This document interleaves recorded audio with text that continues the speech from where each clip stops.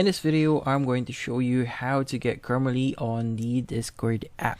So the first thing that you want to do here is you want to go to Grammarly.com. Once you've done that, go ahead and click on the Get Grammarly It's Free button here. And that would actually start the download. But if you're asked to sign in into your account first, go ahead and sign in first. So if you want to sign up, if you don't have your account yet, you can sign up.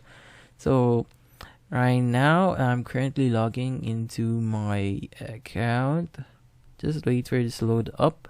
And from here, you want to install your Grammarly. So right now, go to apps, and here just click on Grammarly for Windows and just click on install. It's gonna start the download. So just click on the download here and just click on run. Wait for this to load up. It might take a few seconds or a few minutes depending on the speed of your computer. So once it's done, it's gonna actually prompt a section here. Yep, here it is. So right now we could just skip, or you could sign in into your account. So let's just skip on this one and just click on next, and then just continue to free and just start using Grammarly.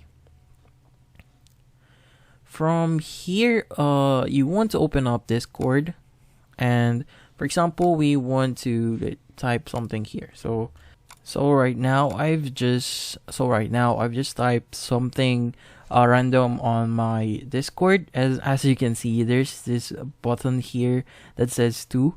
So right now there's 2 errors on this specific text I'm doing right now. So just click on the 2 button here that says pop up. So this is actually Grammarly giving you assistance. So it's actually giving you suggestions on how you write your sentences here to make it better. So just if you want to accept this, you can just click on accept, and that would automatically update or address the issues on your grammar.